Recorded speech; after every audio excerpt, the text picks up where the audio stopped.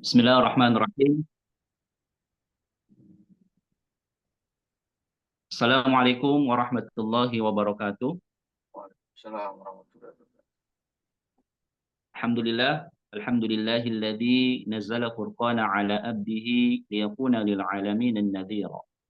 Salatu wassalam wa ala nabiyyina wa qudwatina wa sayyidina Muhammadin wa ala alihi wa min tabi'ahum bi ihsani ila yaumiddin.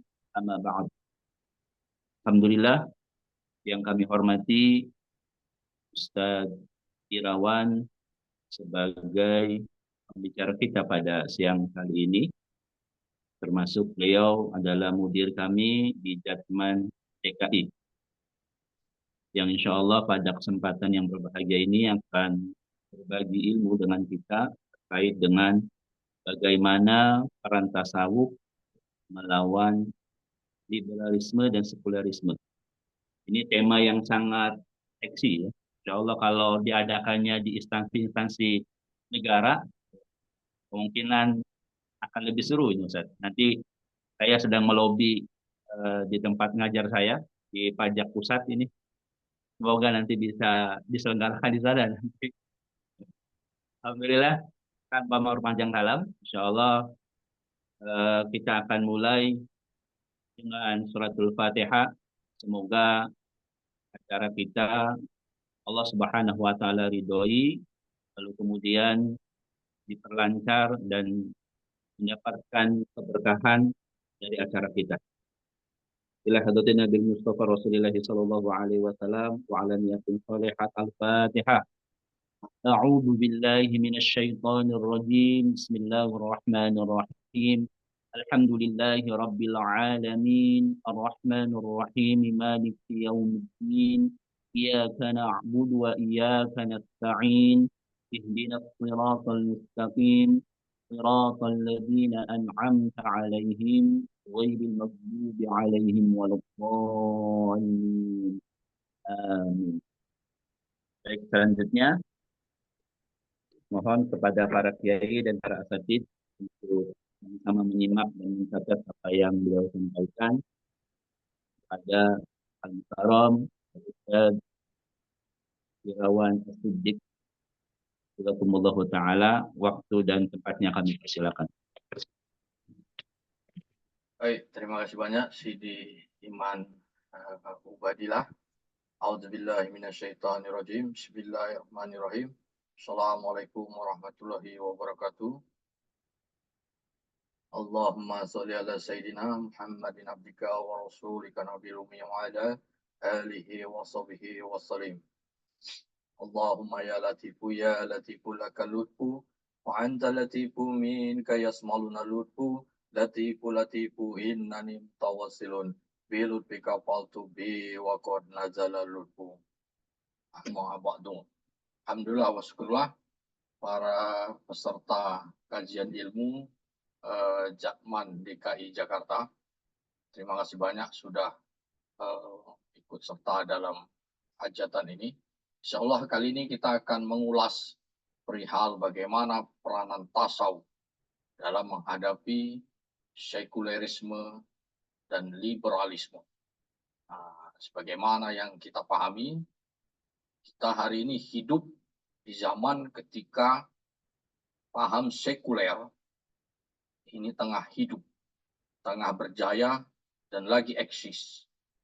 Nah, jadi sekulerisme ini adalah menjadi momok bagi umat manusia dimanapun bersama berada, baik di wilayah bagian timur maupun wilayah bagian barat. Terutama di negeri-negeri muslim, sekulerisme ini juga bercokol kencang. Jadi kalau kita lihat pada zaman sekarang, sistem yang berlaku seantero dunia, maka kita bisa mengatakan itulah sistem sekulerisme. Mau di negara manapun, maka kita bisa melihat sekulerisme ini sangat dominan. Nah, pertanyaannya adalah bahwa khalayak umum hari ini sudah memahami tentang bahaya dari sekularitas tersebut. Kajian-kajian di dunia akademis juga memahami tentang sekulerisme. tapi tidak banyak yang bisa memberikan jalan keluar terhadap hal ini. Nah, sementara setelah kita pahami dan kita dalami bahwa satu-satunya yang bisa menghalau paham sekulerisme, liberalisme, kapitalisme, positivisme, dan lain-lainnya, ini hanyalah Islam. Pertanyaan kedua, Islam yang mana? Karena hari ini, kalau kita melihat dalam kacamata luar, wajah Islam ditampilkan dengan banyak sekali bentuk. Maka kita harus bisa memahami bahwa Islam yang bisa menghalau paham sekularisme ini hanyalah tasawuf. Mengapa tasawuf? Nah, jadi sebelum kita masuk ke sana, maka kita harus mengkaji lebih dalam asal muasal dan bagaimana sekulerisme itu muncul. Nah, jadi terkait dengan urusan bahaya sekulerisme ini, kita sudah melihat pada hasil dari Muktamar Jatman, Jamiah Ahli Tarekah Al-Mutabarah An-Nadliyah ke-12, ada dua rekomendasi yang sangat penting di sana, bahwa bangsa dan negara ini terjangkit pada al-munkarat. Al-munkarat pertama adalah al-munkarat dalam bidang pemikiran. Yang kedua adalah al-munkarat dalam perilaku. Al-munkarat pemikiran, itulah sekulerisme, liberalisme, kapitalisme, dan lain-lainnya. Kemudian al-munkarat dalam perilaku, inilah perilaku hubud dunia. Jadi efek dari paham sekulerisme yang menjangkit, maka ini berlangsung pada kehidupan sosial kita, baik dalam lingkungan level yang kelurahan sampai pada level negara. Jadi dalam pergaulan atau sosial kita sekarang, maka sekulerisme ini tidak bisa kita lepaskan. Nah, karena dia melanda dalam berbagai bidang, mau bidang politik, mau bidang hukum, mau bidang perdagangan, sampai urusan sosial. Jadi semua bidang hari ini diwarnai dengan akidah sekulerisme. Nah, jadi sekulerisme ini sudah mewabah, menjangkiti kehidupan kita semua pada zaman kita sekarang. Nah, tidak ada satupun hari ini kelompok yang bisa memberikan jawaban bagaimana cara menghalau sekulerisme. Maka dari itu ini harus kembali kepada pangkuan umat Islam untuk mengkajinya dan untuk bagaimana memposisikannya itu sebagai sebuah musuh, sebagai sebuah mara bahaya virus yang harus kita jauhi. Nah, maka kita harus bisa melihat apa itu sekulerisme.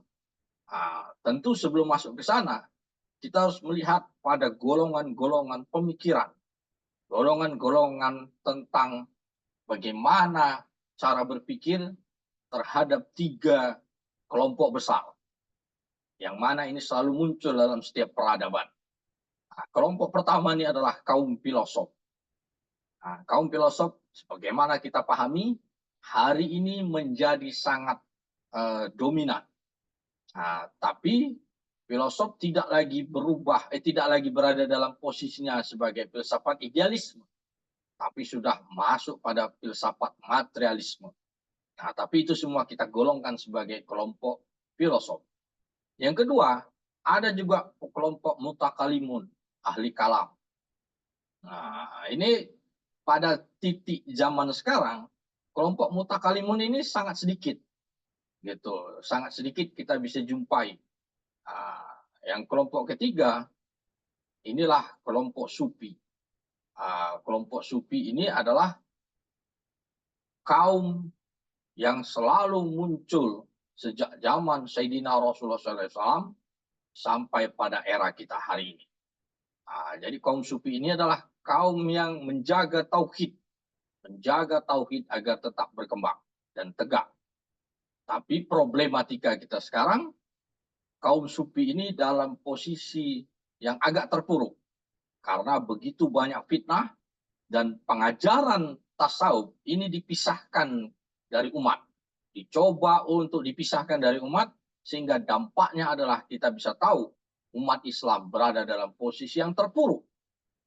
Karena pengajaran-pengajaran tasawuf ini coba dihentikan atau difitnah, dicibir, sehingga umat tidak masuk dalam bilik-bilik tarekat.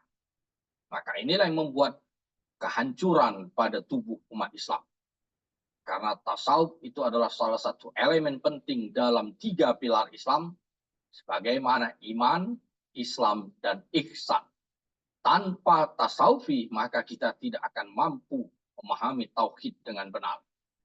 Maka kita akan kembali melihat mengapa dan bagaimana sekulerisme ini bisa muncul, mewabah, sampai merusak tatanan kehidupan sosial kita, sehingga membuat umat ini berada dalam keterpurukan, dan bangsa ini berada tidak jauh nasibnya dari the wealth state, atau negara yang sejahtera.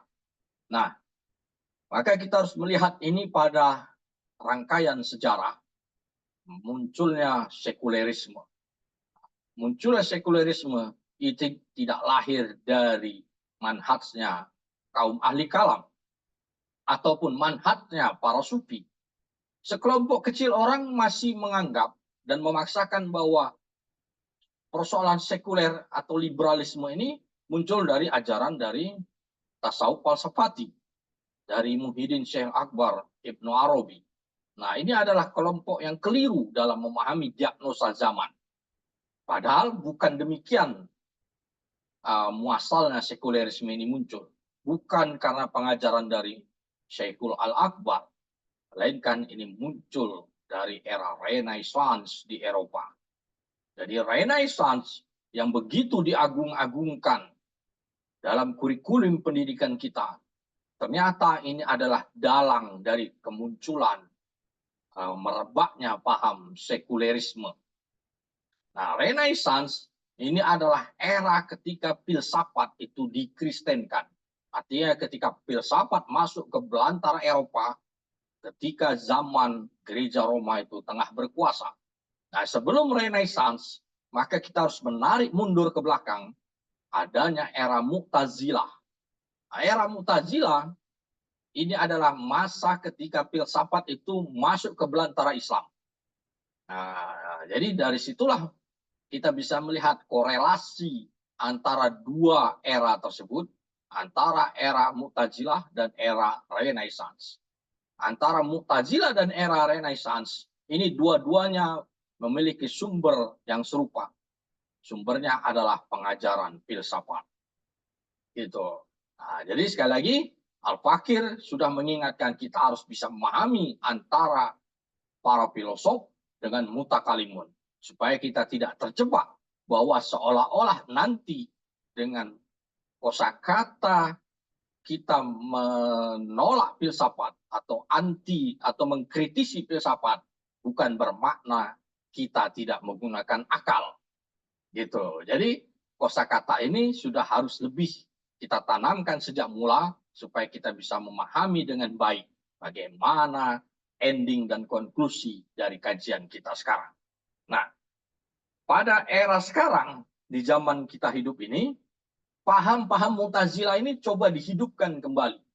Coba digelontorkan kembali, terutama di kalangan perguruan tinggi, di kalangan sekolah-sekolah. Nah, sehingga kemudian muncullah adagium bahwa seolah-olah zaman keemasan Islam itu adalah pada zaman Mu'tazilah. Karena pada zaman Mu'tazilah itulah Islam mengenal sains yang sangat tinggi sekali. Kita lihat ada dua perpustakaan besar pada abad pertengahan di era Islam, era Mu'tazilah, ada di Baghdad dan ada di Cordoba. Di Baghdad itu disebut dengan Bait al-Hikmah. Sementara di Cordoba namanya adalah Madinatul Az-Zahra. Dua perpustakaan ini berisi ribuan buku, terutama buku-buku filsafat yang hasil terjemahan dari filsafat-filsafat Yunani. Gitu. Nah, era itulah memang ketika itu sentral kaum Barat banyak berguru kepada Islam. Jadi Eropa Barat itu datang ke Andalusia untuk mengambil ajaran dari Mu'tazilah. Nah, itulah yang kemudian mereka bawa ke Paris sampai kepada Roma, maka memunculkan yang namanya filosof-filosof Renaissance. Nah, pada era Mu'tazilah berkuasa dalam Islam, nah, kita melihatnya dari sisi historis, maka muncullah banyak sekali perlawanan-perlawanan. Maka kita bisa melihat perlawanan antara mutakalimun melawan Mu'tazilah, yang ini sudah ditegaskan oleh Imam Al-Asy'ari. Kemudian ada muncul perlawanan dari kaum muhadis, yang ini muncul dari Imam Ahmad bin Hambal. Nah, kemudian dari kelompok Sufi, kita bisa melihat sosok Imam Al-Ghazali, Syekh Abdul Qadir Al-Jilani, dan lain-lainnya. Nah, salah satu kitab yang bisa kita lihat adalah kitab Al-Gunya, yang ditulis oleh Syekh Abdul Qadir Al-Jilani, menjelaskan bagaimana posisi Sufi atau posisi Islam dalam memahami akidah. Kemudian dalam kitab-kitab Imam Al-Ghazali, kita sudah sangat tegas memahami bagaimana penyimpangan-penyimpangan dari filsafat. Tapi pada hari ini banyak sekali muncul tafsir-tafsir ulang terhadap tahapud al-falasifah, sehingga seolah-olah memberikan konklusi atau resume bahwa Imam Al-Ghazali itu tidak menyerang filsafat. Gitu. Kenapa itu muncul? Kenapa tafsir-tafsir demikian itu baru muncul pada zaman sekarang? Nanti kita akan bisa melihat mengapa kemudian dipaksakan seperti itu. Tapi kita akan bisa kembali kepada runtutan rangkaian sejarah, bahwa fase setelah paham Mu'tazilah itu redup di kalangan Islam, maka muncullah Renaissance di Eropa. Jadi hampir 1 atau 2 abad kemudian, Renaissance itu menggelegar di Eropa. Muncul di Eropa dengan pola pemikiran Mu'tazilah yang mereka bawa. Maka di Eropa kemudian muncullah sains baru. Penemuan sains orang-orang Mu'tazilah di Eropa itu diambil alih oleh para filosof-filosof Renaissance. Nah, kemudian dalam Islam, setelah paham Mu'tazilah ini tidak lagi begitu berkembang, maka kejayaan Islam itu kembali muncul. Maka kita bisa melihat fase ketika kembalinya Yerusalem di tangan kaum muslimin. Jadi fase ketika Mu'tazilah muncul dengan era sains yang tinggi, ternyata secara historis tidak bisa kita katakan berbanding lurus dengan kejayaan Islam. Karena itu adalah fase pertama kaum muslimin kehilangan Al-Quds. Nah, ini adalah fase kedua kita kehilangan Al-Quds. Nah, ketika Yerusalem lepas dari tangan kaum muslimin setelah diambil oleh kaum Kristen ketika itu, kaum Kristen ketika itu mengambil dari kaum Syiah, maka para sufilah yang merebut kembali Yerusalem. Para sufilah yang memimpin di garis depan untuk melakukan penaklukan kembali Yerusalem ketika dipimpin oleh Sultan Salahuddin Al-Ayyubi. Siapa Sultan Salahuddin Al-Ayyubi dan para pasukannya? Tentu mereka bukan Mu'tazilah. Tentu mereka bukan diisi oleh para filosof-filosof, tapi di sana ada murid-murid Imam Al-Ghazali, murid-murid Syekh Abdul Qadir Al-Jilani, dan lain-lainnya. Nah, titik sejarah itu menjadi kata kunci bagi kita bahwa era Sufi atau kejayaan tasawuf itu berbanding lurus dengan era kejayaan Islam. Nah, jadi dari situ maka kita bisa melihat bahwa tasawuf ini sangat penting sekali untuk kembali di tengah-tengah umat untuk menjaga tauhid. Nah, dalam satu sisi, ketika paham filsafat itu redup di dalam belantara Islam, maka orang-orang Eropa mengambilnya, mengutipnya, sehingga mereka menggelontorkan Renaissance. Renaissance itulah yang melahirkan paham sekulerisme kemudian. Maka kita akan bisa melihat asal mula kata sekulerisme.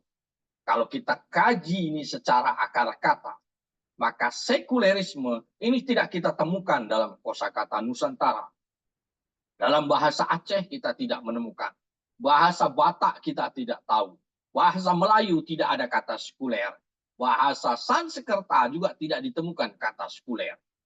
Apalagi bahasa Jawa, bahasa Manado, dan lain-lainnya. Artinya kosakata sekulerisme dan barang sekulerisme ini tidak muncul dari kasanah Nusantara, tidak muncul dari kosakata Arab, tapi ini muncul dari belahan bumi barat. Nah, maka dari itu kita harus memahami dengan baik apa yang terjadi di barat sana, sehingga mereka bisa memproduksi sekulerisme ini yang kemudian dipergunakan oleh umat manusia seantero dunia. Nah, maka dari itu kita harus bisa masuk ke jantung peradaban barat, sehingga kita bisa memahami dengan baik dan bagaimana kita harus bersikap. Tentu bukan endingnya adalah kita menjadi kebarat-baratan, tapi untuk kita memahami diagnosa dengan baik sehingga kita bisa tahu obatnya. Nah, kata sekulerisme kalau kita lacak secara dalam, maka ini adalah penyebutan kita, lidah kita terhadap asal kata scholars. Scholars. Jadi scholars ini dimaknai sebagai seorang sarjana, scholars. Jadi itulah yang kemudian lidah kita menyebutnya sekuler, sekuler. Kalau dalam bahasa Inggris, maka kita bisa memahami lagi kata school. Kalau dalam bahasa Jerman dan Jerman dan Belanda, di situ ada kata school. Nah, inilah yang kita terjemahkan menjadi sekolah, school. Gitu. Maka kita bisa melihat produk sekulerisme ini, inilah yang dipelajari di dalam kurikulum sekolah. Itu mulai dari sekolah dasar sampai perguruan tinggi, maka pengajaran-pengajaran sekuler itulah yang kemudian diberikan kepada anak didik.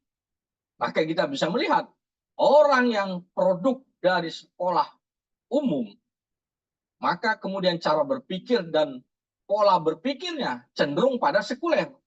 Gitu. Jadi sangat langka sekali orang yang sudah berpendidikan dari sekolah dasar, dalam makna adalah sekolah umum, bukan madrasah ataupun bukan dari pondok pesantren. Maka kita bisa melihat orang yang dididik dengan sekolah-sekolah umum, dengan kata-kata sekolah tadi, maka ujungnya pola berpikirnya adalah sekuler.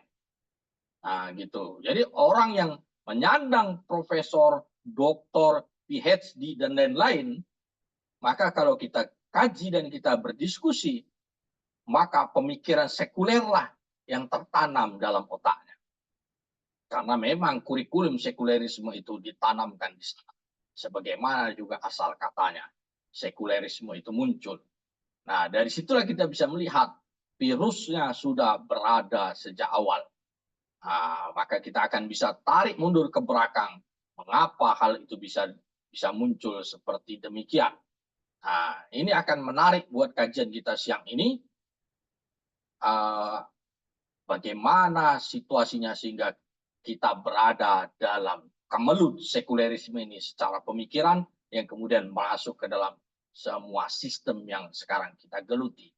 Nah, jadi kata-kata sekulerisme ini, scholars itu diambil dari kosakata skolastik. Nah, skolastik ini adalah fase awal. Jadi tadi kita kembali setelah fase Mu'tazilah meredup dalam Islam, orang-orang Eropa ini mengambil filsafat untuk dibawa ke negerinya. Maka kita bisa melihat adanya Thomas Aquinas, adanya Santo Agustinus pada abad 10, pada abad 11 Masehi, mereka mengajarkan dan membawa filsafat ke belantara Eropa. Sementara dalam Islam filsafat sudah redup karena muncullah ulama-ulama sekaliber Imam Al-Ghazali, Syekh Abdul Qadir Al-Jilani, kemudian ada Imam As-Lazili dan lain-lainnya. Mereka mengagungkan kembali tasawuf. Kemudian umat dijaga tauhidnya untuk tidak lepas dari pengajaran yang menyimpang. Tapi filsafat kemudian barang itu masuk ke wilayah Eropa, itulah dijadikan alat untuk melawan dogma gereja Roma. Jadi ketika itu pada abad pertengahan, Eropa berada dalam kungkungan dogma gereja Roma. Jadi situasinya Eropa pada hari itu bukanlah seperti era sekarang. Kungkungan dogma itu begitu sangat besar sehingga mereka memerlukan alat bagaimana untuk melawan dogma. Karena dogma dianggap sudah tidak lagi masuk akal. banyak sekali pengajaran-pengajaran dalam dunia Nasrani yang diajarkan oleh gereja Roma ketika itu tidak lagi nyambung secara akal sehat. Maka kemudian mereka memerlukan suatu alat untuk bisa membendung itu. Maka muncullah filosof-filosof baru di Eropa yang kemudian ini membawa pengajaran filsafat untuk masuk ke sana.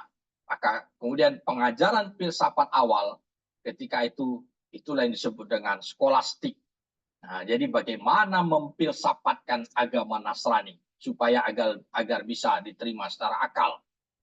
Gitu. Jadi karena satu sisi banyak teori-teori Trinitas, indulgensi yang diterapkan oleh pengajaran gereja Roma, ini tidak lagi bisa diterima secara rasional. Maka muncullah para filsafat ke belantara Eropa. Maka kita harus ingat bahwa Imam Al-Ghazali dalam Tahafud Al-Falasifa itu membagi 3 jenis filosof.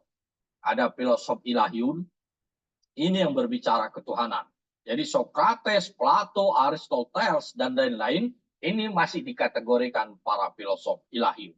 Kemudian ada para filosof tabi'iyun. Ini adalah filosof naturalisme. Jadi Thomas Aquinas, Santo Agustinus, dan lain-lain, ini termasuk para filosof tabi'iyun, filosof naturalisme.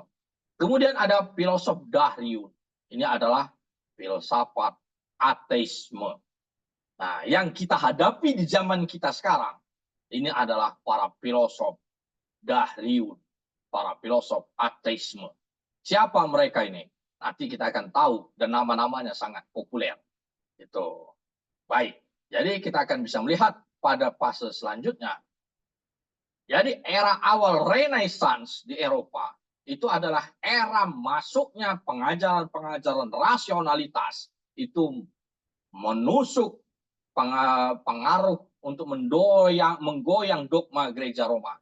Ketika itu di Eropa ada gium yang berkembang. Kepercayaan yang berkembang adalah raja itu adalah wakil Tuhan. Jadi bukan seperti hari ini. Ada giumnya adalah Vox Populi, Vox Dei. Jadi sebelum adanya Vox Populi, Vox Dei, orang Eropa itu percaya adalah Vox Rei, Vox Dei. Raja adalah wakil Tuhan. Para raja-raja, mau raja Inggris, raja Spanyol, raja Prancis, raja Swedia, raja Belanda. Jadi inilah yang menggeluti dunia Eropa ketika itu. Era masih Eropa dalam posisi yang sangat terbelakang. Era itu era kejayaan Islam. Utsmaniyah begitu perkasa di zaman itu. Utsmaniyah itu seperti Amerika Serikat pada zaman sekarang. Begitu ditakuti sampai belantara Eropa. Nah, sementara kelompok raja-raja di Eropa itu semuanya adalah kaum Nasrani.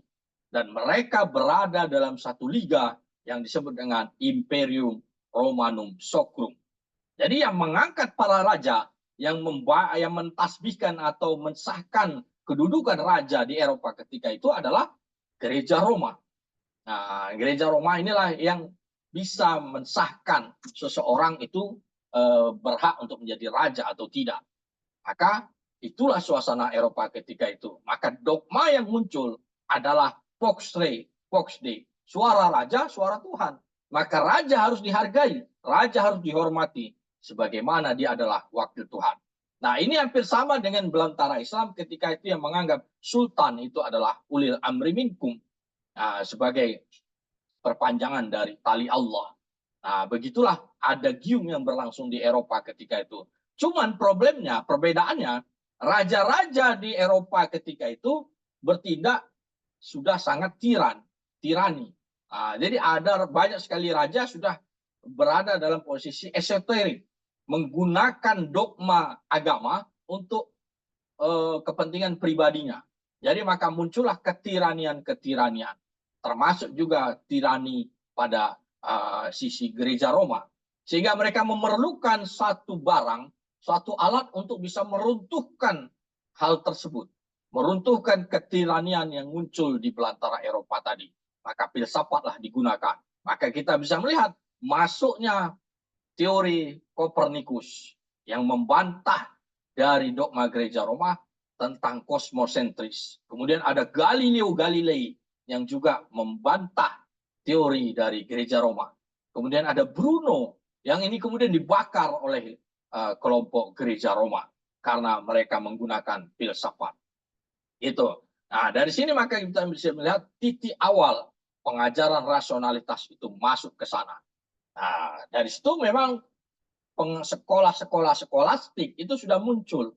Tapi skolastisisme ketika itu masih berupa pengajaran-pengajaran terhadap filsafat tabiun ataupun filsafat ilahiyun. Mereka belum keluar dari filsafat, artinya belum menjadi ateisme dan sekulerisme secara total. Nah, maka kita bisa melihat kemudian setelah panjang dialektika antara gereja Roma dan para filosof dalam hal mencari kebenaran absolut, maka kemudian ini muncullah John Calvin dan Martin Luther. Nah, kemunculan dua tokoh teolog ini merusak dan memporak-porandakan ketentraman gereja Roma ketika itu. Karena John Calvin mengatakan banyak sekali kesesatan pada fatwa-fatwa gereja Roma. Begitu juga dengan Martin Luther. Nah, pengikut dari Calvin dan Luther ini kemudian sangat banyak dan membesar. Sampai kemudian para bangsawan banyak yang ikut kepada pengajaran-pengajaran mereka.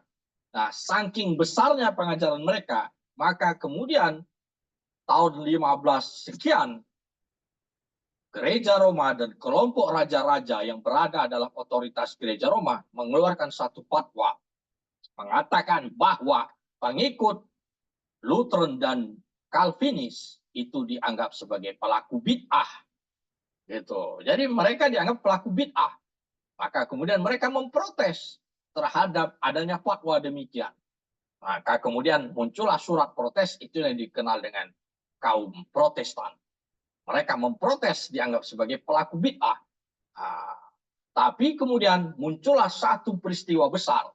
Karena sudah ada fatwa tentang bahwa pengikut Calvinis dan Lutheran itu dianggap bid'ah, maka terjadi satu pembantaian massal di kerajaan Prancis pada tahun 1572. Ini yang disebut dengan kejadian Massacre at Paris, di mana ribuan pengikut Protestan ini dibunuh. Jadi kalau ini dalam peristiwa sejarah Eropa, ini tidak terangkum. Apalagi dalam kurikulum pelajaran sejarah sekolah, maka peristiwa ini tidak tercatat. Artinya tidak masuk dalam kurikulum. Tapi kalau kita lihat Google, maka kita akan bisa tahu bagaimana Massacre at Paris, pembantaian di gereja Roma. Pembantaian di kerajaan Prancis karena persoalan perbedaan akidah. Jadi perbedaan akidah ini sangat besar muncul di Eropa ketika itu. Kita bisa katakan bahwa akidah yang berkembang di Eropa sebelum Renaissance itu seperti Jabariyah. Kemudian masuklah paham filsafat yang kemudian membentuk Renaissance, maka antitesa dari Jabariyah adalah Qadariyah. Jadi dua perang akidah itu kemudian sangat besar di Eropa, sehingga memunculkan satu energi baru untuk melahirkan semangat untuk keluar dari agama. Itulah yang kemudian kita bisa melihat munculnya paham sekulerisme.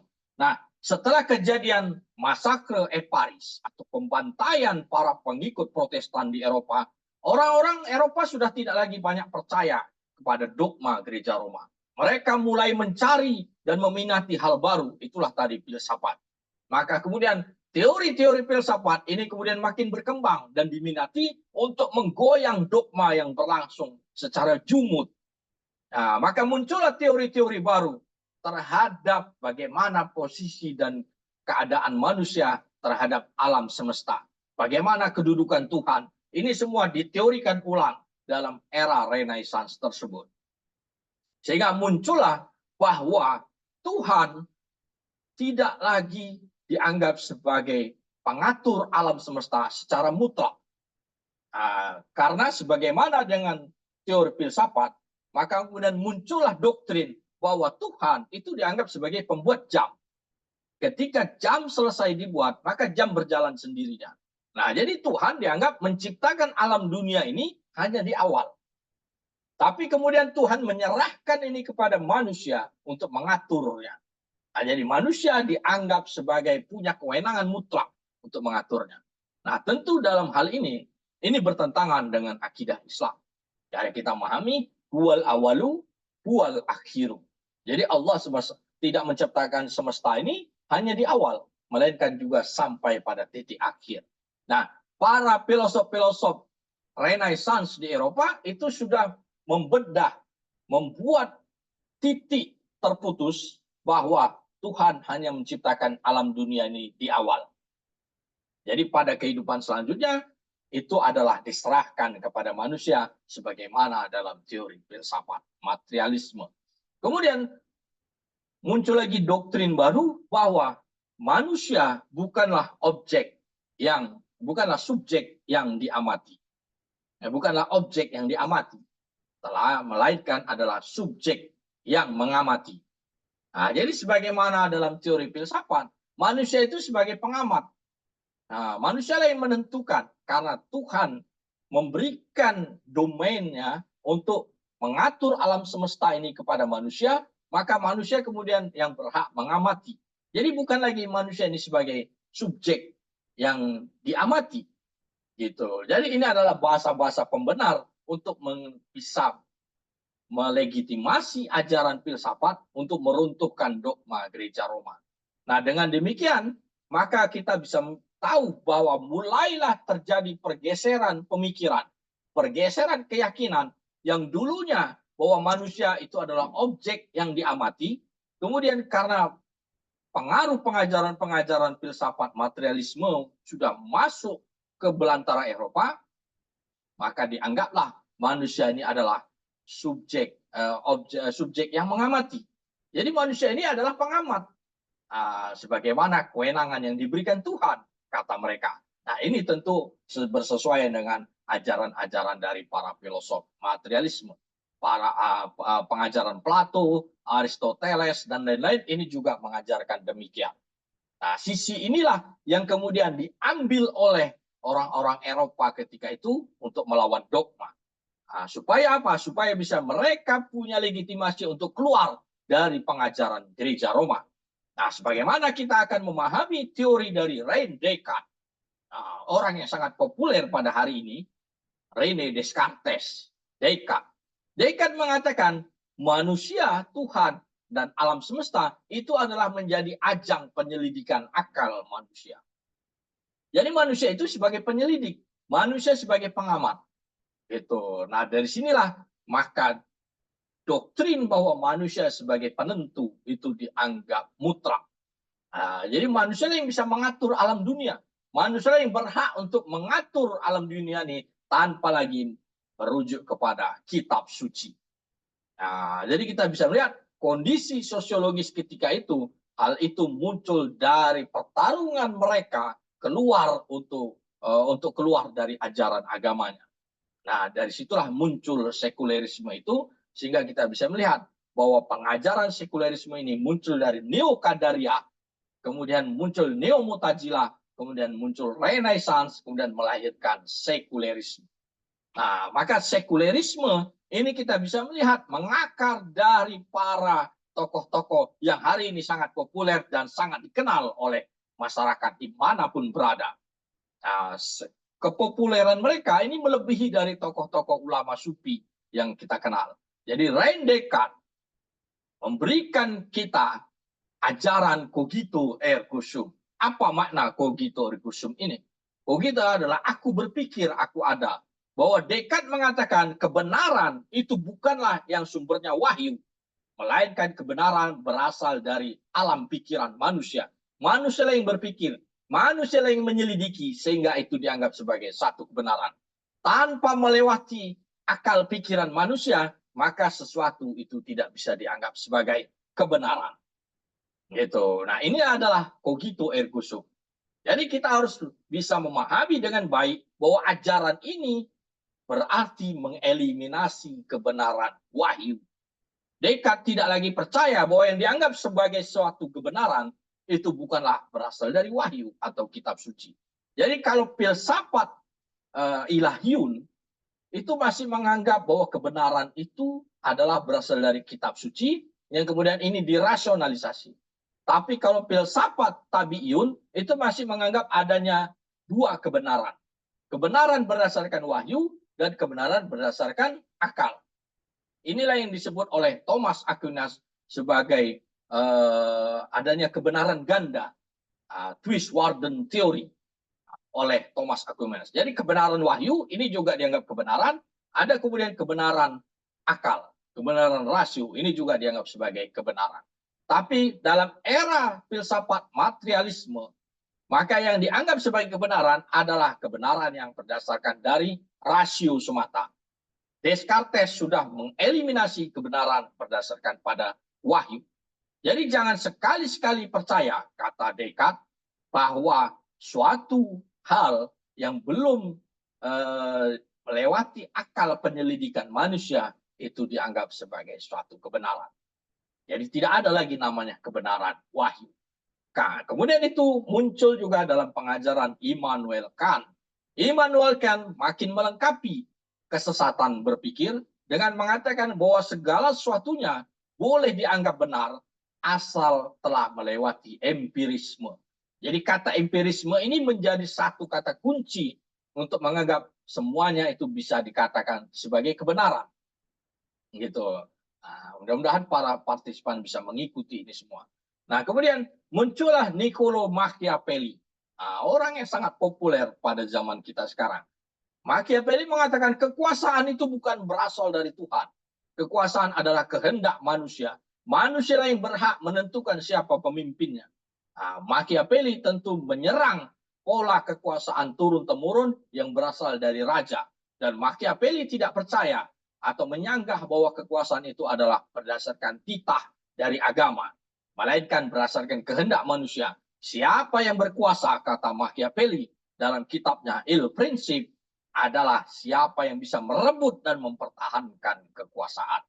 Maknanya Machiavelli tidak lagi mengikuti teori kebenaran agama dalam perihal urusan kekuasaan. Kemudian muncul lagi Thomas Hobbes. Hobbes mengajarkan bahwa teori ration scripta, bahwa segala sesuatunya dianggap benar apabila sudah masuk dalam akal pikiran manusia. Jadi akal pikiranlah yang menyaring segala sesuatunya. Tanpa melewati saringan akal pikiran, maka itu tidak bisa diterima. Nah, dalam tasawuf ini semua adalah bertolak belakang. Maka kita nanti akan bisa melihat bagaimana antitesisnya. Kemudian muncul lagi pada abad modern Albert Einstein. Einstein memberikan pengajaran bahwa segala sesuatu dalam alam dunia ini merupakan mekanika kuantumnya alam semesta. Relativitas alam semesta. Jadi alam semesta ini bekerja berdasarkan sebuah sistem yang mereka bentuk sendiri. Nah, inilah pengajaran Einstein. Tentu Einstein sudah menihilkan bagaimana mekanika kuantumnya Allah Subhanahu wa taala. Einstein menihilkan bahwa gerakan alam itu adalah faktor adanya Tuhan. Karena Einstein mengatakan, sayalah yang melempar. Tidak ada di situ tangan Tuhan bahasanya. Jadi ketika dia melempar bola, kata Einstein, itu saya yang melempar. Nah, hal-hal ini, ajaran-ajaran ini tentu bertolak belakang dengan apa yang diajarkan dalam tasawufi. Gitu loh. Kemudian muncullah Hans Kelsen yang melahirkan teori positivisme. Bahwa hukum, kata Kelsen, itu berasal dari kehendak manusia. Berasal dari rasio manusia. Kelsen tidak lagi percaya bahwa hukum itu harus berasal dari kitab suci. Kemudian muncullah Isaac Newton dengan teorinya mekanika kuantum dan lain-lain. Kemudian muncul juga ajaran yang sangat populer, Karl Marx. Apa kata Marx? Marxis mengajarkan bahwa segala sesuatunya bisa dianggap benar adalah alam materi. Segala sesuatunya adalah materi. Jadi yang dianggap imateri itu dianggap sebagai bukan kebenaran. Apa yang bisa diserap oleh indrawi, itulah yang dianggap sebagai kebenaran. Nah, inilah ajaran-ajaran materialisme yang kemudian membuat urusan agama itu dikandangkan pada wilayah ibadah. Membuat urusan-urusan yang sifatnya agama itu dianggap urusan privat, tidak lagi urusan sosial. Sehingga kita bisa melihat hukum urusan kekuasaan, urusan perdagangan, dan lain-lainnya, itu tidak bisa dijalankan dengan mekanisme agama. Karena menganggap bahwa agama itu hanya urusan privat, bukan urusan publik. Maka kita lihat dogma yang muncul, doktrin yang muncul pasca sekulerisme, iman itu hanya urusan pribadi seseorang. Hanya orang itulah, hanya Tuhan dan orang itu yang mengetahui bagaimana kadar iman. Jadi posisi iman ini digeser. Iman bukan lagi urusan akidah. Iman dianggap adalah ubudiah orang itu, kerajinan, bagaimana titik rajinnya orang itu terhadap ibadahnya. Padahal kita memahami iman adalah titik awal dari memahami tauhid. Titik penentu dari tauhid pula. Sekulerisme menggeser makna itu. Sehingga kita membuat orang berbicara dengan free will, kehendak bebas.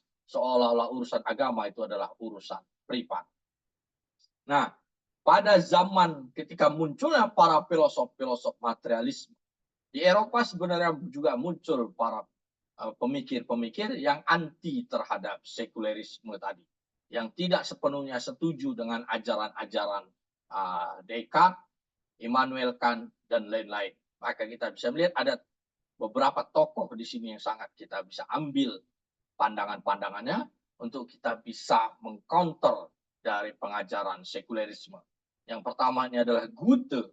Goethe ini memberikan pengajaran bahwa dia mengatakan tidak bisa alam semesta ini dimatematikkan atau dikalkulasikan. Karena alam semesta ini adalah kehidupan. Dan Goethe menganggap sumber kehidupan itu adalah Tuhan.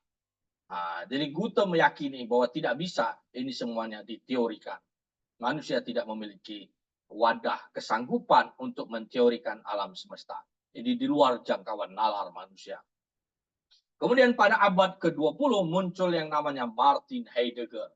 Heidegger memberikan kitab tentang being and time. Heidegger mengatakan filsafat itu tidak menghasilkan kebenaran. Filsafat hanya memberikan kita kebenaran esensialisme, bukan kebenaran eksistensialisme. Jadi sekulerisme sekali lagi ini berasal dari filsafat materialisme. Nah, filsafat kata Heidegger ini tidak memberikan kita kebenaran, hanya memberikan kita kebenaran esensialis. Nah, ini kita bisa melihat pada zaman kita sekarang.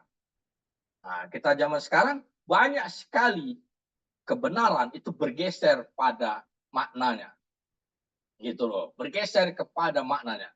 Maka kita bisa melihat hasil dari produk-produk filsafat materialisme yang merasuk pada sistem. Sekarang pertanyaannya, Al-Fakir akan memberikan kita beberapa contoh.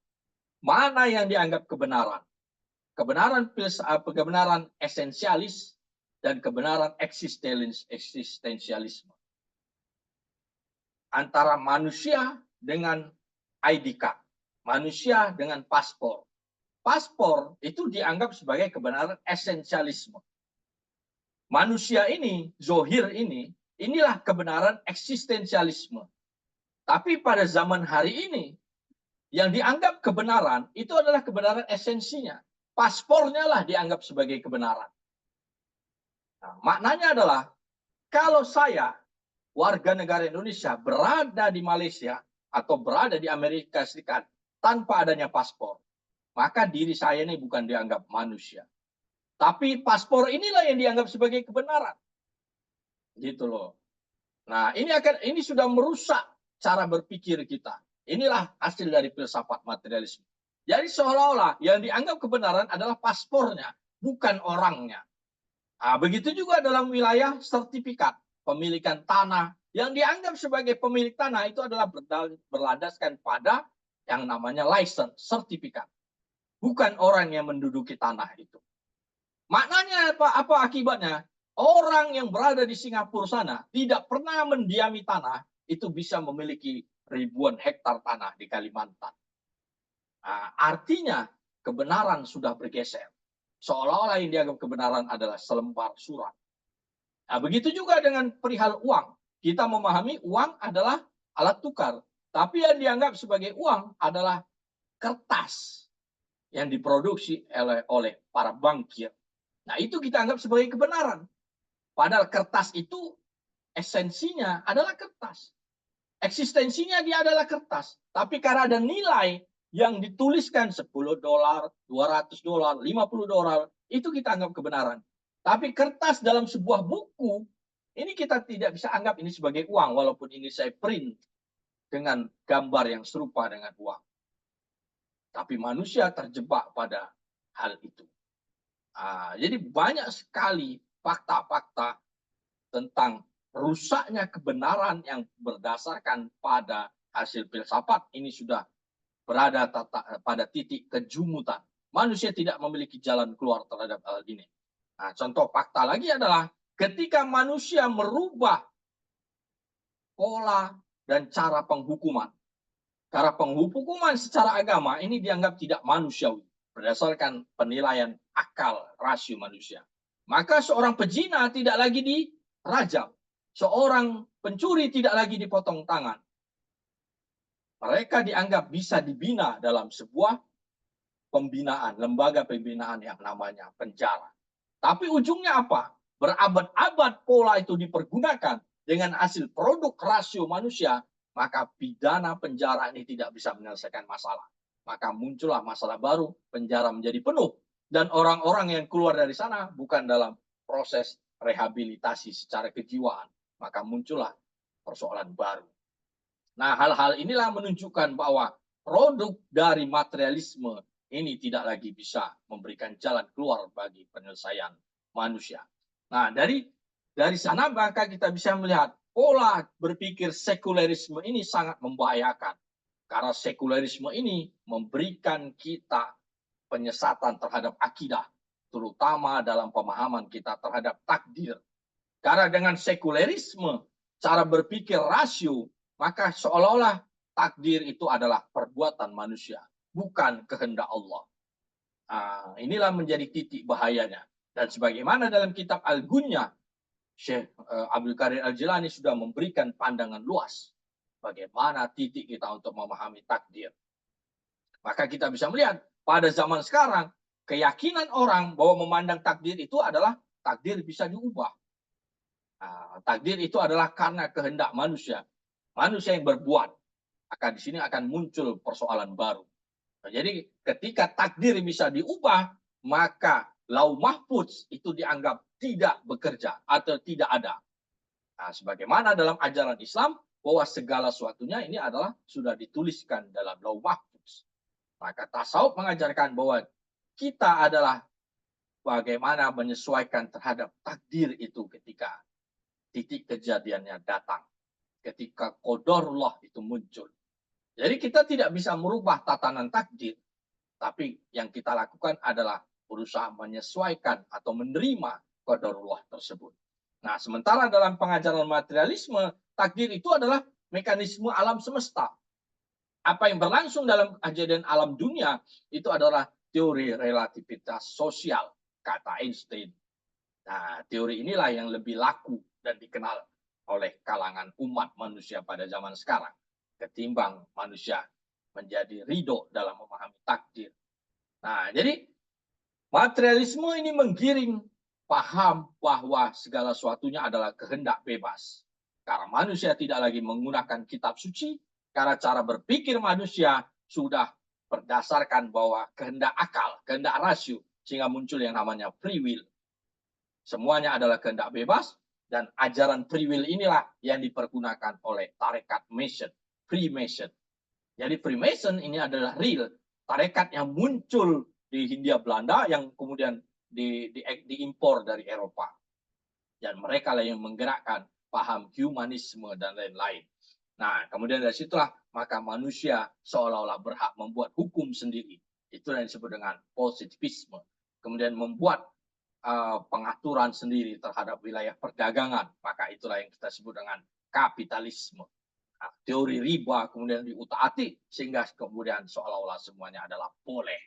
Nah, maka titik awal sejarah kapan mulainya pengajaran sekularisme ini mencuat dan menang, maka kita harus melihat titik pada masa revolusi Prancis tahun 1789.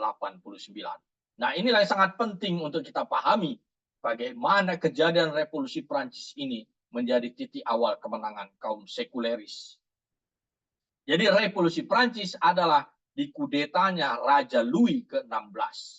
Raja ketika itu adalah pengejawantahan dari kelompok agama Katolik, agama Gereja Roma. Nah, raja ketika itu digantung di depan penjara Bastille. Kemudian Raja Louis dikudeta. Setelah raja tidak ada lagi, maka kemudian orang-orang Prancis berteriak, kita sekarang menggunakan Viva la Nation, bukan lagi Viva le Roi, hiduplah raja, melainkan hiduplah nation. Maka disitulah kita kenal yang namanya nation state, gitu. Nah, adagium yang berkembang pada revolusi Prancis adalah equality, liberty, dan fraternity. Yang sekarang ini seolah-olah dielu-elukan. Demonstrasi kemarin, maka slogan ini kemudian muncul. Tapi tanpa memahami apa maknanya. Apa makna dari equality? Equality artinya keadilan. Nah, jadi pra-revolusi Prancis, mereka masih menggunakan hukum Tuhan. Hukum berlandaskan pada kitab suci. Dengan ditafsirkan oleh kelompok gereja Roma dan raja. Tapi setelah revolusi Prancis, mereka mengatakan hukum itu berdasarkan pada kehendak manusia. Maka muncullah hukum berdasarkan rasio manusia. Disitulah kita bisa melihat Code Napoleon. 3 kitab hukum yang hari ini kita pergunakan sekarang di negara ini. Kemudian ada muncul slogan liberty, freedom, liberty. Apa maknanya? Kemerdekaan. Kalau kita kaji secara historis, orang-orang Prancis ketika itu siapa yang menjajah? Tidak ada mereka dijajah oleh kolonialis seperti bangsa Indonesia ketika masuknya POC dan lain-lain. Liberté, mereka merdeka dari apa? Ternyata yang dimaksud dengan merdeka oleh orang-orang revolusioner Prancis adalah merdeka dari hukum Tuhan. Tidak lagi menggunakan hukum Tuhan. Itu yang disebut dengan merdeka. Freedom. Jadi freedom itu adalah artinya free will. Kehendak bebas. Manusia berhak untuk melakukan kebebasan berdasarkan pada rasionya. Jadi kita jangan terjebak pada slogan-slogan yang diberikan oleh kalangan-kalangan sekuleris itu kepada kita pada hari ini. Kemudian ada fraternity, persaudaraan sesama siapa? Karena ketika itu pada revolusi Prancis terjadi perang saudara. Sesama-sama dua-duanya orang-orang Prancis. Tapi mereka dibedakan pada urusan akidah. Yang satu mengikut pada free will, yang satu mengikut pada determination. Free will inilah sesama pengikut free will atau kehendak bebas, inilah yang disebut dengan bersaudara. Gitu. Lawannya adalah orang-orang yang secara akidah mengikut pada Jabariyahnya gereja Roma. Nah, itulah perang yang terjadi pada revolusi Prancis. Pada masakre Paris tahun 1572, kelompok pengikut free will inilah yang dibantai. Pada tahun 1789, di kota yang sama, kejadiannya berbalik. Kelompok pengikut gereja Roma itulah yang dibantai. Maka setelah revolusi Prancis, muncullah yang namanya demokrasi. Muncullah yang namanya konstitusi. Muncullah yang namanya positivisme. Hukum berlandaskan pada rasio manusia. Disitulah modern state berdiri. Jadi kemudian siapa yang mengatur negara? Yang mengatur negara adalah kita. Berdasarkan hukum apa? Hukum yang dibuat oleh manusia. Bagaimana cara kita berdagang? Kita membuat hukumnya sendiri. Maka disitulah muncul yang namanya kapitalisme. Hukum dibuat oleh standar rasio manusia. Tidak lagi berujuk pada kitab suci. Nah, itulah titik awal mulainya modernisme menjadi sebuah sistem itu di negara Prancis pasca revolusi Prancis. Pada zaman itu Utsmaniyah masih gagah berdiri, masih kuat. Nusantara kita masih kuat. Kesultanan-kesultanan di Nusantara itu masih teguh menjalankan syariat Islam. Para sufi masih kuat menopang para sultan. Pada titik itu. Tapi kemudian pasca revolusi Prancis, pengajaran-pengajaran para filosof materialisme inilah yang kemudian diekspor. Titik ekspor pertama, mereka masuk ke negeri-negeri muslim. Pertama negeri yang mereka kuasai adalah Mesir. Nah, jadi bagaimana penaklukan Napoleon ke Mesir bukan sekedar menaklukkan secara militer. Mereka juga membawa para filosof-filosof, para saintis-saintis dari Perancis itu kemudian disebarkan ke negeri Mesir. Disitulah mulai umat Islam ada yang terperang, sehingga kemudian mulailah mengambil pengajaran-pengajaran dari Prancis untuk kemudian diadopsi dan disebarkan ke negeri-negeri Muslim. Nah, pada saat itu Mesir tentu berada dalam wilayah Daulah Utsmaniyah. Yang kita tahu bahwa Daulah Utsmaniyah ini adalah sepenuhnya negerinya para sufi. Karena para sultan itu semua menerapkan tasawufi.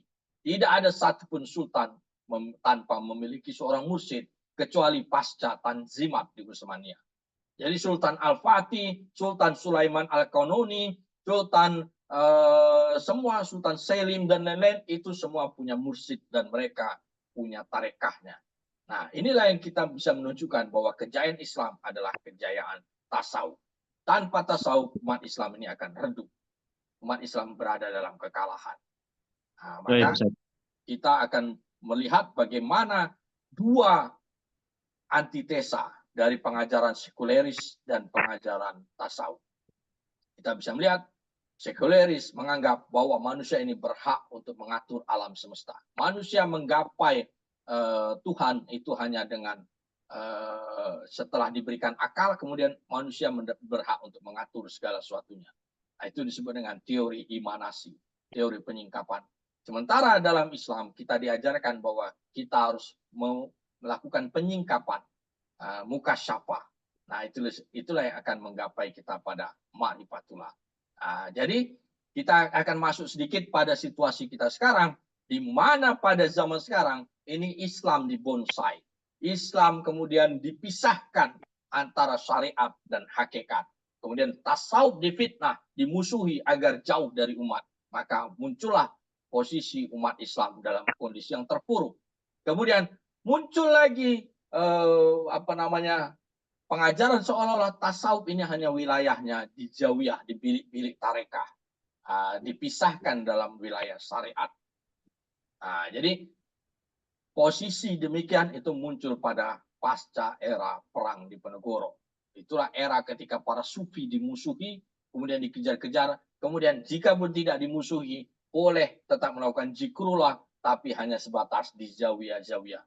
Karena pada perang Diponegoro, bagaimana peranan para sufi di Nusantara ini sangat besar, sampai kemudian menggerakkan kesultanan-kesultanan di seluruh Nusantara. Maka inilah saatnya para kuda-kuda perang itu kembali. Para sufi ini harus kembali untuk meraih dan menegakkan dinul Islam. Karena itulah era kejayaan Islam. Karena kuda-kuda perang ini sudah terlalu banyak merumput. Kita hanya sibuk berada dalam bilik-bilik tarekah.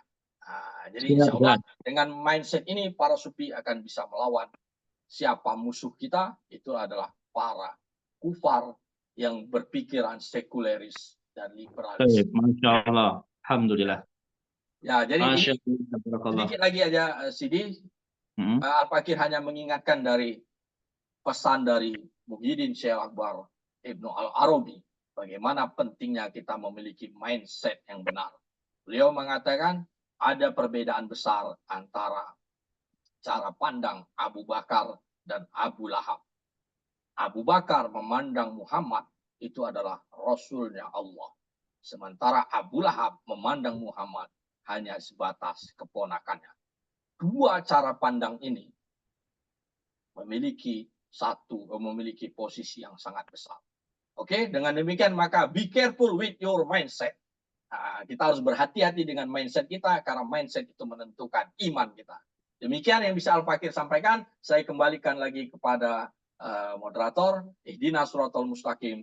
Wabillahi taufiq wal hidayah. Assalamualaikum warahmatullahi wabarakatuh. Waalaikumsalam warahmatullahi wabarakatuh. Masya Allah, tabarakallah. Jazakumullah khairan kepada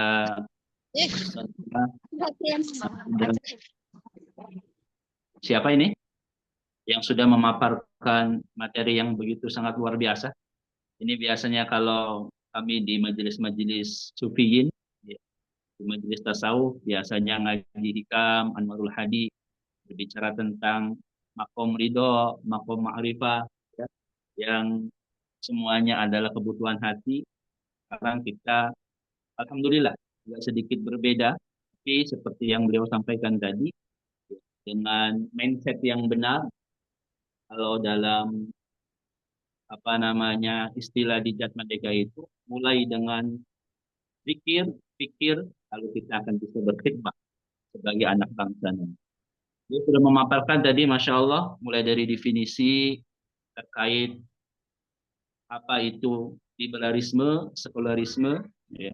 Lalu kemudian historinya bagaimana sampai seantero Eropa, Prancis, ya, dengan apa namanya perlawanan mereka, lalu kemudian fakta sejarahnya bagaimana, sudah sangat luar biasa. Ya, sampai-sampai ini dengan cuaca yang begitu panas, otak pun ikutan panas ini Ustaz, Masya Allah. Dimulai dari tadi beliau menyampaikan kemungkaran itu ada dua, ada kemungkaran pemikiran, yang ini tadi sesuai dengan tema kita, bagaimana sekularisme itu menjadi kemungkaran pemikiran, ya. Liberalisme, lalu yang kedua kemungkaran perilaku. Dan ini sangat sesuai dengan kondisi kita di Indonesia, yang iklim politiknya semakin sini semakin memanas ini.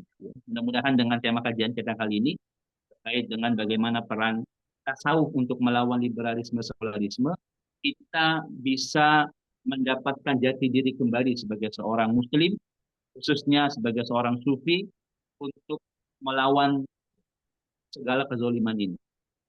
Maka para satib, para kiai, para ikhwan, sesi yang kedua setelah pemaparan beliau, kami buka sesi diskusi. Silakan kalau ada yang mau bertanya terkait apa yang sudah beliau sampaikan, atau hal-hal yang memang berkaitan dengan yang beliau sampaikan, silakan bisa disampaikan langsung untuk memperkenalkan namanya dari mana, atau bisa di kolom komentar. Nah, ini sudah ada yang bertanya nih Ustaz. Sudah ada yang bertanya. Mungkin sambil nunggu pertanyaan berikutnya, izin mungkin menyampaikan terlebih dahulu nih pertanyaan dari via komentar dari Sidi Rakai, Masya Allah. Beliau bertanya, bagaimana kondisi saat ini dengan istilah modernisasi sudah menjadi normal baru, sehingga dampaknya adalah bahkan menjadi kita bisa menjual agama demi kepentingan sesaat, menjanjikan surga demi kenyamanan kelompok. Beliau bertanya bagaimana posisi kaum sufi dan bagaimana para ikhwan yang saat ini sedang berusaha belajar menjadi golongan kaum sufi, menyesuaikan atau menyikapi, atau bahkan mungkin menjadi solusi dari qadarullah, takdir yang sudah Allah tetapkan di era modernisasi ini. Mungkin istilah modernisasi sendiri diperjelas Ustaz.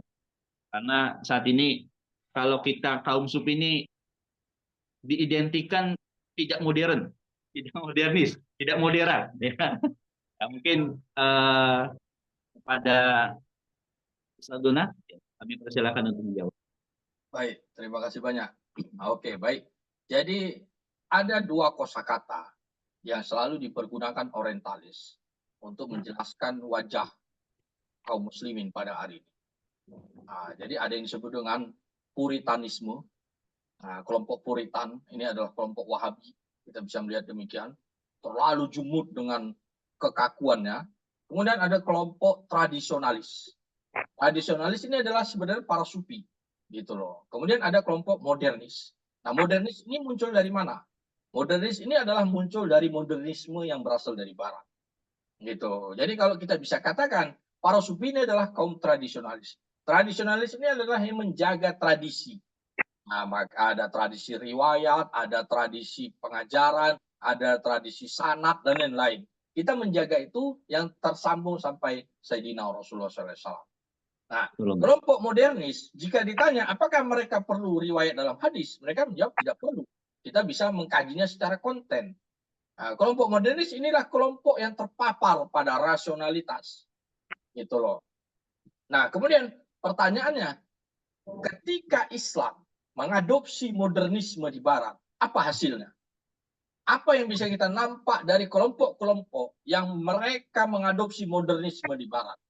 Maka hasilnya adalah tidak terjadi apapun. Islam tidak berjaya, Islam tidak berkembang. Kita lihat dengan Dubai ketika mereka mengikuti pada kapitalisme barat. Apakah Dubai kemudian menjadi punggawa? Tidak. Bagaimana dunia Arab hari ini yang mereka sibuk dengan bagaimana mengadopsi kapitalisme di Eropa untuk dipindahkan ke negeri-negeri Arab. Maka kita tidak bisa melihat kejayaan Islam kembali di sana. Maka jalan keluar ini hanya pada satu, kebangkitan para sufi. Nah, kebangkitan itu kita tidak bisa buru-buru. Karena kapitalisme hari ini tidak muncul dalam 1 tahun, tidak muncul dalam 100 tahun. Mereka ini perlu berabad-abad sampai mereka dalam posisi menang sampai hari ini. Nah, jadi yang kita harus lihat adalah fase ketika peradaban itu akan muncul sebagaimana pernah diteorikan oleh Ibnu Khaldun. Peradaban itu seperti organisme. Dia lahir, berkembang, dewasa, tua, dan mati. Peradaban modernisme kapitalisme hari ini dalam posisi tua dan mereka akan mati. Pertanyaannya, bagaimana dengan sikap kita? Sebagaimana kita Al-Fakir akan mengambil apa yang dulu dilakukan oleh Wali Songo. Ini menjadi contoh yang sangat bisa kita terapkan. Ketika Wali Songo datang ke negeri Jawa, maka posisi negeri Jawa itu sudah dalam posisi penuh dengan hal-hal yang di luar dari ketauhidan yang sudah menyimpang, kemaksiatan merajalela, persis seperti hari ini, judi merajalela, maksiat merajalela, zina di mana-mana. Itulah ketika para wali-wali itu datang ke negeri Jawa. Maka Sunan Bonang itu hadir ke Tuban, Sunan Ampel hadir ke Surabaya. Pusat kekuasaan ketika itu ada di mana? Pusat kekuasaan adalah di Majapahit. Sunan Kudus hadir di Kudus. Sunan Gresik, Sunan Giri datang ke Gresik. Maulana Malik Ibrahim datang ke Gresik. Yang menarik adalah Sunan Ampel begitu dekat dengan Ratu Majapahit ketika itu. Tapi Sunan Ampel tidak mengambil posisi untuk menjadi penasihat kerajaan Majapahit. Sunan Ampel adalah meminta satu wilayah yang dia berdiam diri di wilayah itu, maka yang di situ yang dimulai adalah pengajaran tauhid. Mulai dari meluruskan tauhid yang menyimpang oleh kaum pengikut Majapahit ketika itu dengan agamanya Hindu, Buddha atau lain-lainnya, karena para pendeta-pendeta Majapahit sudah tidak mampu memberangus kemaksiatan. Tapi jalannya adalah Sunan Ampel membuat majelis zikir, begitu juga dengan Sunan Giri membentuk majelis zikir dan membawa orang-orang kembali kepada tauhidullah. Nah, para murid-murid Sunan Ampel kemudian berkembang, Sunan Giri kemudian berkembang, dan yang paling besar adalah Sunan Giri ketika muridnya sudah begitu besar, maka kemudian membuat namanya Giri Kedaton. Nah, Giri Kedaton ini semua prasarana syariat itu sudah bisa diterapkan. Puncaknya adalah para wali-wali ini kemudian berkoalisi satu sama lain. Ada Sunan Gunung Jati di Cirebon, ada Sunan Kalijaga di Demak, dan mereka memiliki satu aset yang sangat berharga. Mereka berjumpa dengan Raden Patah yang sudah menjadi muslim. Raden Patah terah dari Majapahit, maka Raden Patah diangkat sebagai Sultan Demak. Apa maknanya? Itulah kehadiran umarok dan ulama di negeri Jawa secara komprehensif. Tapi pra itu muncul, maka para wali-wali itu tak bergerak, tetap mengajarkan Islam, menghadirkan Islam yang sahihan. Nah, jadi yang titik awal kita hari ini adalah mindset kita dulu. Karena hari ini virus modernisme ini juga menyerang kaum tradisionalis. Jadi kalau kita berbicara persoalan sekulerisme ini, tidak semua dalam posisi yang sama, sebagaimana Al-Fakir tadi sampaikan. Para liberal-liberal ini sudah masuk kepada kalangan tradisionalis. Kalau bahasa lain, orang-orang NU juga sudah banyak yang liberal gitu loh. Maka muncullah jaringan Islam liberal dan lain-lain. Tapi pertanyaan dari ketika kita Islam, kaum muslimin memposisikan kita merujuk pada modernisme, apa hasilnya? Sudah 2 abad kita berdamai dengan modernisme, Islam tidak mencapai kemenangan. Jadi tidak lagi ada kata damai dengan modernisme. Damai dalam makna kita bukan dengan posisi puritan. Artinya kita harus kembali kepada Islam. Jadi jalanannya adalah kembali kepada tauhid. Kembali kepada akidah Ahlus Sunnah wal Jamaah. Berdamai dengan modernisme artinya kita kembali masuk kepada paham Qadariyah. Pada Neo Mu'tazilah. Maka sekarang muncullah semangat untuk mengembalikan paham Neo-Mu'tazilah. Nah, ketika kita menjadi Neo-Mu'tazilah, apa kemudian kita akan diundang oleh para bangkir-bangkir Yahudi? Tidak. Kita hanya menjadi boneka-boneka mereka. Nah, jadi Baik, jalan menghadapi kufar adalah kembali kepada tauhidullah. Nah, Masya mudah-mudahan Allah. kita memberikan gambaran. Sudah kejawab ya, Sidi Rakai, alhamdulillah. Jadi mulai dengan mindset, dengan cara kembali meluruskan tauhid, artinya menghidupkan kembali zawiyah-zawiyah kita, baik riwayah ya, atau secara diroyah, tentu yang bersanad untuk menjaga keorisonalan keilmuan kita. Baru nanti kemudian menunggu momentum antara Umar dan ulama ini nanti bisa berkoalisi, ya, ditandai dengan kalau wali songo dahulu dari diri kedatonnya. Mudah-mudahan nanti setelah ini Izin di bertanya mana Kiai. yang pusat liberalisme, sekularisme yang sangat luar biasa, Zawiyah Raudhah, Jatman DKI bisa menjadi pelopor untuk kebangkitan umat. Amin, amin, amin, amin. Ya, silakan Kiai. Ini sudah banyak pertanyaan, tapi kita kasih kesempatan yang langsung bertanya. Ini Ya, dari terima kasih teman Kiai. Tawaring Jawa Barat ya. Ya, terima kasih. Assalamualaikum warahmatullahi wabarakatuh.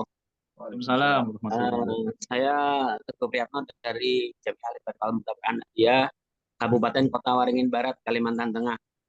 Subhanallah, alhamdulillah, luar biasa sekali pada sore hari ini mendapatkan pencerahan dari Kiai Rawan Sidik, suatu pemahaman transformasi, revolusi, dan perjalanan pemikiran yang ternyata telah merusak akidah tauhid kita semua. Dan itu memang harus kita akui, seperti di wilayah kami sendiri, ternyata luar biasa pengaruh sekularisme ini. Memang para pengamal tarekat saat ini, terutama di wilayah kami ini, banyak sekali yang berlatar belakang dari pendidikan formal.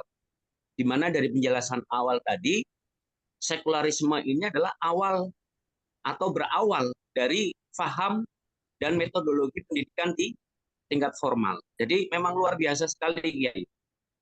Sampai pada transformasi pemikiran kepada mungkin ini yang di wilayah Jawa juga banyak sekali ada yang pemahaman tentang manggali kaulan Gusti, sehingga seolah-olah pancaran Nur Muhammad itu sudah ada di diri manusia, dan kemudian manusia memiliki kehendak yang melebihi, terkadang itu melebihi dari kehendak dari Allah Subhanahu wa taala. Jadi ini luar biasa sekali Kiai Rawansip tadi memberikan gambaran kepada kita sekalian. Kemudian pertanyaannya adalah bagaimana kita mengembalikan suatu proses yang begitu tadi disampaikan ratusan tahun yang lalu, merubah cara berpikir kita sekalian, sehingga kita sesungguhnya sekarang kita membelakangi tauhid kita sendiri. Kita lebih banyak mengandalkan pola-pola berpikir, kemudian kekuatan akal, dan strategi yang dinisbatkan kepada ilmu pengetahuan dan kekuatan akal kita. Nah, ini kira-kira seperti apa yang harus kita lakukan. Tadi saya sudah agak sedikit mencatat beberapa penyampaian Kiai, ya kembali kepada zikir-zikir, kembali kepada amaliyah-amaliyah batinnya kita, dan sebagainya. Namun secara real, kira-kira apa Kiai yang bisa kita lakukan sebagai, saya kebetulan juga di Syubiah, menjabat sebagai mudir, ya, jadi menjadi sebuah beban juga kita melihat keadaan masyarakat yang ada yang seperti ini. Terima kasih, mungkin itu ya, mohon kiranya ada suatu, mungkin hal-hal seperti ini harus sering dilakukan. Kiai Iman, Abu Baidillah, kita harus sering berdiskusi seperti ini, agar juga kita yang ada jauh di wilayah luar Pulau Jawa ini mendapatkan sebuah pencerahan-pencerahan seperti ini. Sebuah proses transformasi pemikiran yang luar biasa mengerikan sebetulnya.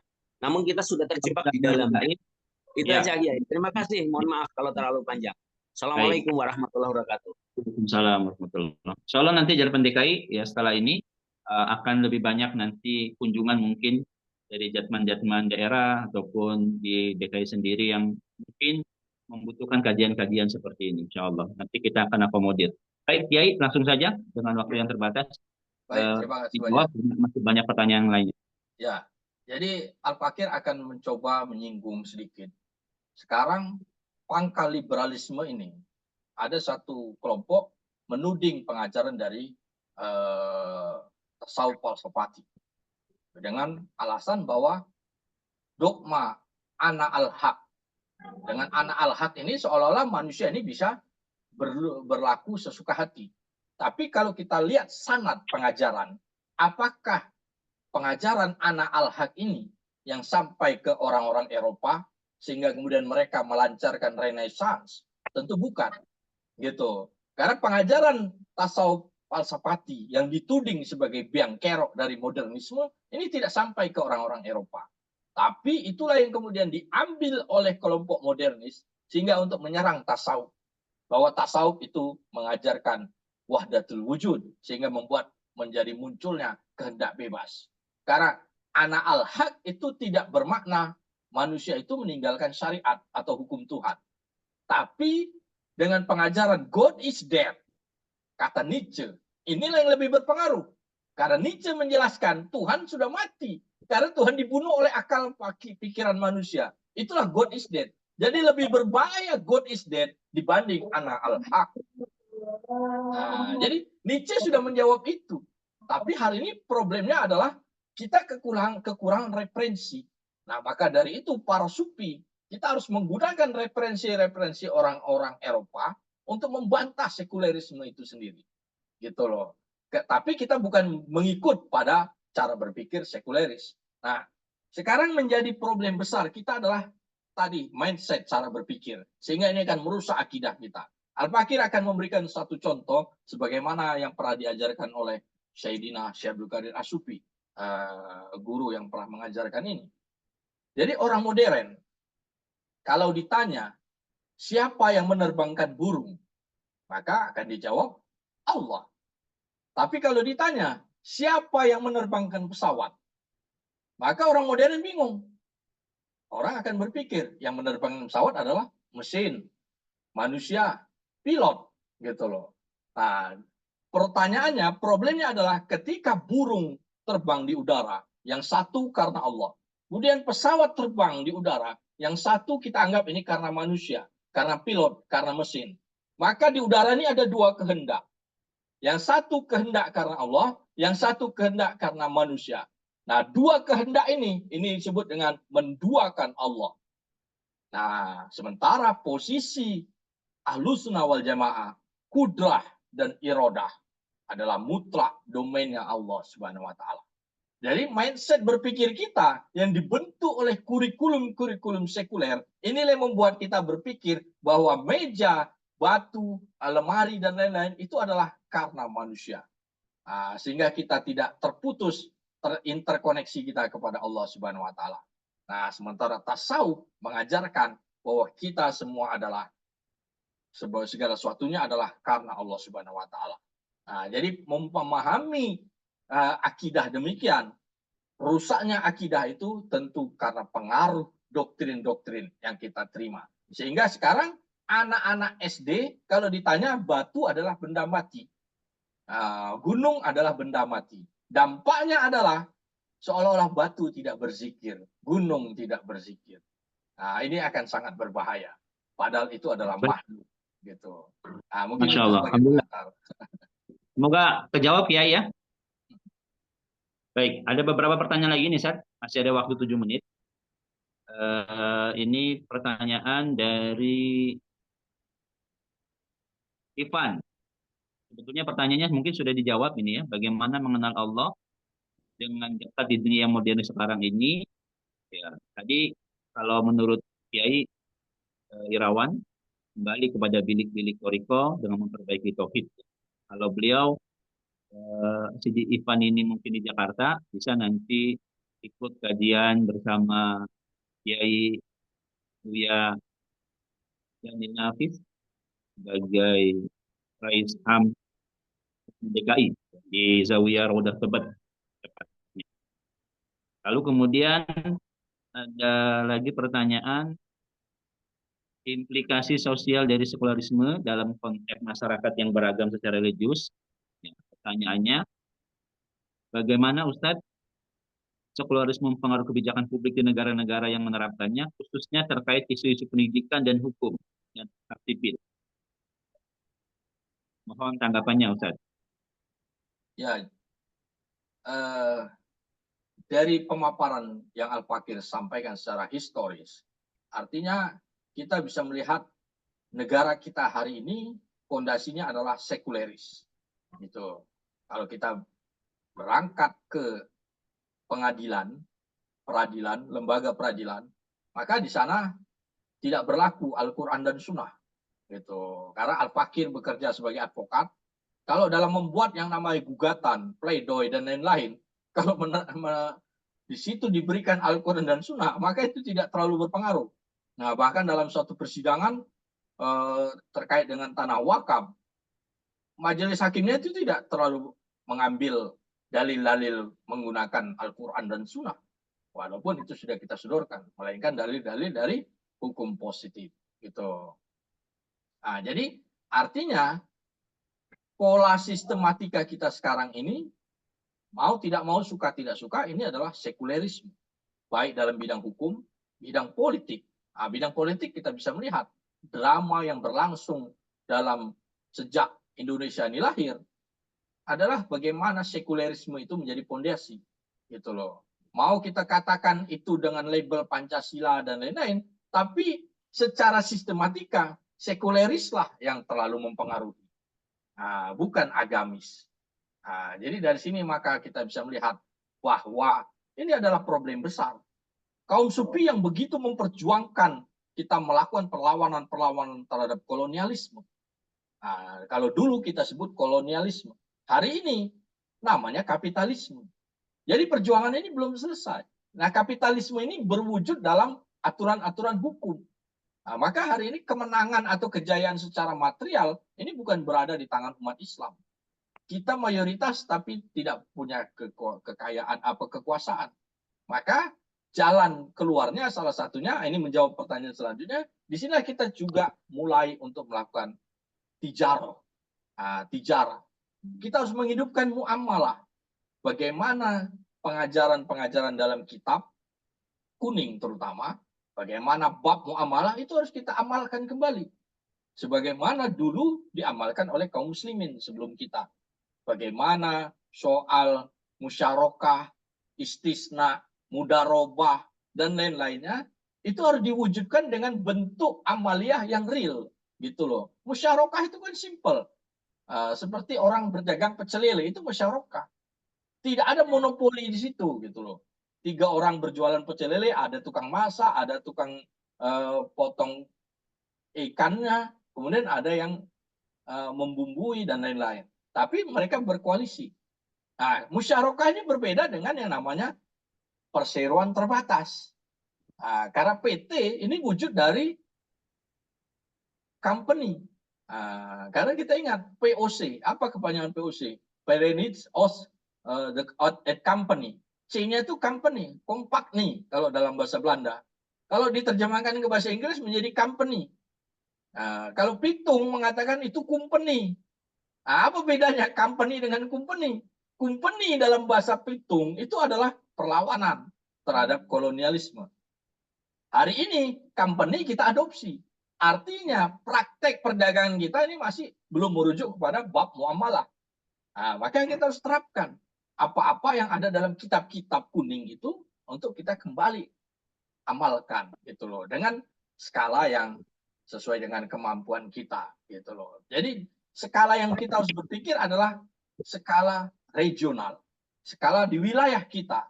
Kita harus membangun satu wilayah-wilayah sebagaimana dulu Wali Songo, bagaimana Sunan Ampel membangun wilayah Surabaya. Yang ketika itu Surabaya ya belum seperti hari ini. Bagaimana wilayah Sunan Gresik, Sunan Giri, itu adalah wilayah mereka yang mereka bangun semuanya. Kemudian Sunan Gunung Jati membangun Cirebon, sampai kemudian wilayah-wilayah ini terkoneksi satu sama lain, mulai dari urusan zikrullahnya sampai urusan muamalahnya. Sampai terciptalah satu pola syariat dan hakikat yang itu tergabung dalam Kesultanan Demak. Nah, itu adalah titik awal yang bisa kita contoh sebagaimana dulu Madinah Al-Munawwarah. Jadi kalau kita berpikir dengan titik mulainya secara nasional atau internasional, maka itu tidak merujuk kepada sunatullah. Karena semua dimulai dari satu wilayah kecil. Sebagaimana dulu kapitalisme ini juga langsung tidak menginternasional pada hari ini. Jadi kata Syekh Abdul Qadir As-Sufi, sebuah imperium itu hanya bisa dikalahkan dengan dominium. Dominium itu adalah seperti Madinah. Jadi kita tidak perlu menunggu Imam Mahdi. Kita bisa mengamalkan ini dengan majelis-majelis zikir kita, dengan ikhwan-ikhwan kita, dengan para pukara-pukara kita. Asal kita membalutnya dengan wilayah-wilayah perdagangan dan lain-lain, maka itu akan memunculkan satu pola hubungan syariat wal hakikat yang sangat kuat.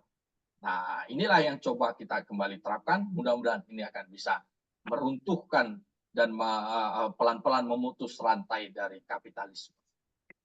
Mudah-mudahan bisa dipahami. Alhamdulillah. Ini sudah 3:30, Ustaz. Apa kita cukupkan? Apa boleh satu lagi pertanyaan? Satu pertanyaan boleh ya.